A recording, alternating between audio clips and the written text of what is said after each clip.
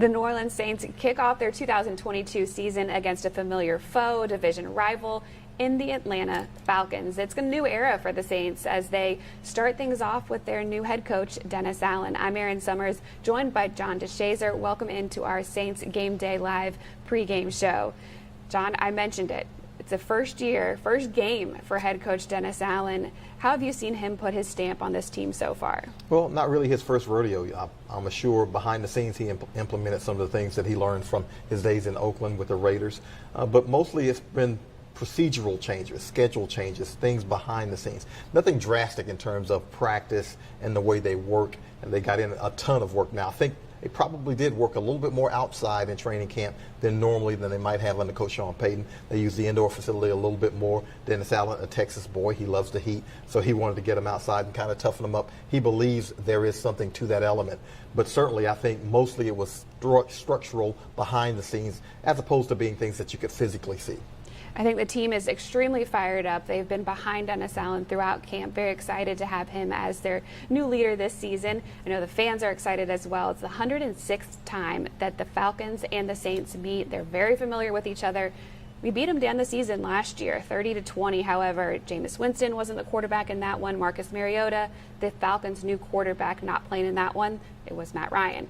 How does that change things up today? Well, the Falcons changed drastically. They've got a quarterback who's mobile, who can run the zone read, and the zone read has given the Saints fits at times over the last couple of seasons, particularly Jalen Hurts with Philadelphia. But mobile quarterbacks, Daniel Jones from the Giants, also Josh Allen from the Bills, gave the Saints issues because they were able to escape. They were able to keep plays alive. They're able to scramble for first downs themselves.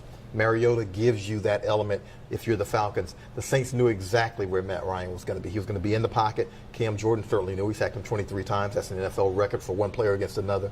So they were able to kind of structure their defense around that. You're playing 11 on 10. Now, as Dennis Allen said, it's 11 on 11. You have to account for that quarterback because Mariota is a guy who can run. So we'll see how that affects the Saints because, again, that zone read, the mobile quarterback, has been an issue for this defense the last couple of years. You mentioned Cam Jordan. If he sacks Mariota, it will be the 43rd player that he has sacked in the NFL because Mariota is one of them that he has not taken down yet. So something to look for in today's matchup.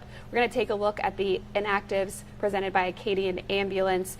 Definitely brings us to an area to look at for this game in the secondary. They're going to be without cornerback Paulson Adebo. How does that change things? Well, Bradley Roby's been working at that cornerback position for a good majority of the time. He did so even in training camp practice because they're able to flip-flop back and forth. So you hope you don't lose there because I think if Paulson Adebo was the defensive MVP of training camp, and I believe he was, I don't think Bradley Roby was that far behind him.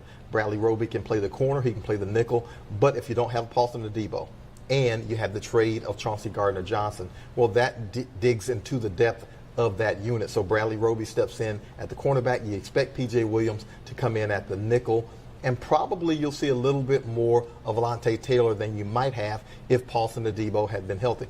Now, Alontae Taylor, the rookie, has basically been playing outside at cornerback, more so than nickel. He doesn't really know that position. So if he's in, it's probably going to be at cornerback, and I would imagine Bradley Roby might slide down to the nickel, or P.J. Williams will stay at the nickel, but I don't expect to see Alontae Taylor there. Someone that we've heard a lot of good things about is Justin Evans as well, so maybe we'll see him in the mix. Obviously, taking a look at those inactives, Michael Thomas is not on that list. That means the wide receiver, he's back.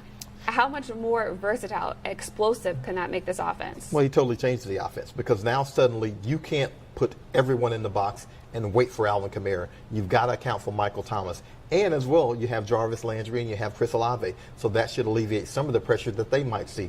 One or two of those guys should see one-on-one coverage, and you hope that they'll be able to take advantage of it. But mostly the guy who wants to see him back the most got to be Alvin Kamara because Alvin Kamara ran against stacked boxes all last season when Michael Thomas wasn't on the field. He still produced, but it'll be a whole lot easier to produce when the defense has to loosen up because if you want to play Michael Thomas one-on-one, you do so at your own risk.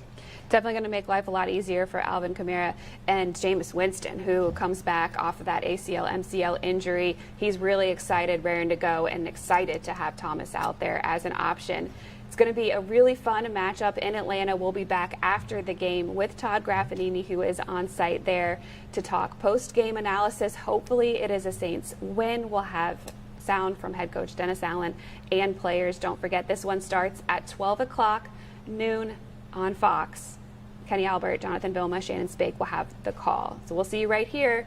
That's all from Saints Game Day Live.